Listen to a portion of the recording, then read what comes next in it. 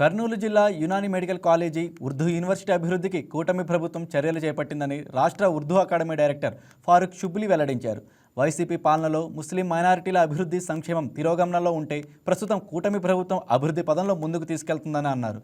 రాష్ట్రంలో ఉన్న ఏకైక యునాని మెడికల్ కళాశాలను అభివృద్ధి చేయకపోవడంతో ఇవాళ ముస్లిం మైనారిటీ విద్యార్థులు యునాని వైద్య విద్యకు దూరం అవుతున్నారంటున్న ఫారూక్ షుబ్లీతో మా special correspondent Muralikrishna face to face.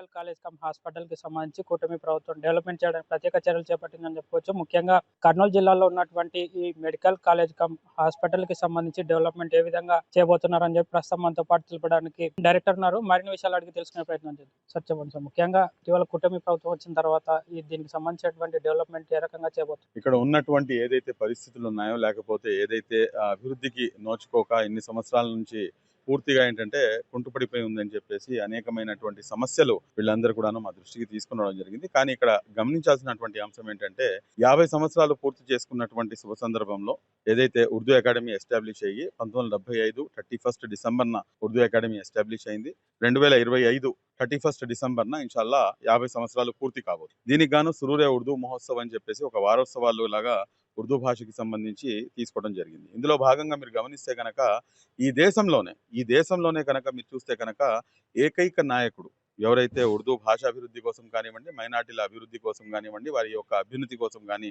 పాటుపడినటువంటి నాయకులు ఏమైనా ఉన్నారంటే అది కేవలం నారా చంద్రబాబు నాయుడు గారు అని చెప్పొచ్చు. అందులో మీరు మరీ ముఖ్యంగా ఏంటంటే ఉర్దూని 2వ అధికార భాషగా చేసినటువంటి నాయకులు నారా చంద్రబాబు నాయుడు గారు. అదేవిధంగా రాష్ట్రం విడిపోక ముందు మీరు చూసుకుంటే కనుక మౌలానా అబుల్ కలాం ఆజాద్ నేషనల్ ఉర్దూ యూనివర్సిటీ, అటువంటి బహుత్కరమైనటువంటి యూనివర్సిటీ ఈరోజు మొత్తం భారతదేశంలో కూడాను కేవలం ఒకే ఒక యూనివర్సిటీ ఉంది, ఉర్దూ యూనివర్సిటీ. అది మన మౌలానా అబుల్ కలాం ఆజాద్ నేషనల్ ఉర్దూ యూనివర్సిటీ. 200 ఎకరాలు అప్పుడు సీఎంగా ఉన్నప్పుడు గచ్చిబౌలిలో ఇవ్వడం అనేది కూడాను ఒక అత్యున్నతమైనటువంటి చర్య. అదేవిధంగా రాష్ట్రం విభజన అయిపోయిన తర్వాత ఇక్కడ already doctor Abdul Haq Unani medical college మరియు ఆసుపత్రి ఉండగా ఇంకొక యూనివర్సిటీ అనేది డాక్టర్ అబ్దుల్ హక్ ఉర్దూ యూనివర్సిటీ అనేది కేటాయించింది. ఇక్కడ చూసుకుంటే కనుక మీకు ఒక్క మాట అయితే చెప్తాను, కూటమి ప్రభుత్వంలో తెలుగుదేశం పార్టీ యొక్క ఏదైతే చిత్తశుద్ధి మైనార్టీలకి తీసుకుని అది చాలా స్పష్టంగా ఉంది. ఎక్కడా కూడా మధ్యలో మీరు అద్దం పెడితే ఎంత ట్రాన్స్పరెన్సీగా ఉంటుందో అంత ట్రాన్స్పరెన్సీగా ఉంది. నేను రాజకీయం మాట్లాడదలుచుకోలేదు. కానీ మీరు చూసుకుంటే కనుక మీరు ఒకసారి ఏదైతే ఇప్పుడు ఉన్నటువంటి పరిస్థితుల్లో మీరు ఇప్పుడు ఇంకొక యునాని కాలేజ్ కూడాను మన సత్యకుమార్ యాదవ్ గారు ప్రస్తుతానికి మనకి హెల్త్ మినిస్టర్ గా ఉన్నారు.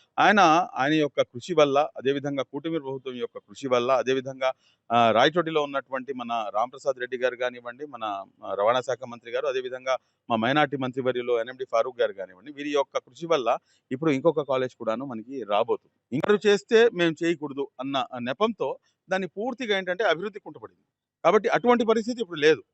ఖచ్చితంగా ఏంటంటే ఎవరైతే ఎస్టాబ్లిష్ చేశారో వాళ్లే దానికి ముందుకు తీసుకెళ్తారు. అందులో ఎటువంటి అనుమానం లేదు. అది ముందుకు తీసుకెళ్లే వరుసలో భాగంగానే ఇక్కడ మన లోకల్ గా మన మంత్రి గారు ₹1 విరాళంగా ఇవ్వడం అనేది కూడాను మామూలు విషయం కాదు. కాబట్టి ఇవన్నీ అంశాలు కూడాను దృష్టిలోకి వస్తాయి. ఈ వీడియో మీకు నచ్చినట్లయితే లైక్ చేయండి, షేర్ చేయండి, మా ఛానల్ కి సబ్స్క్రైబ్ చేయండి.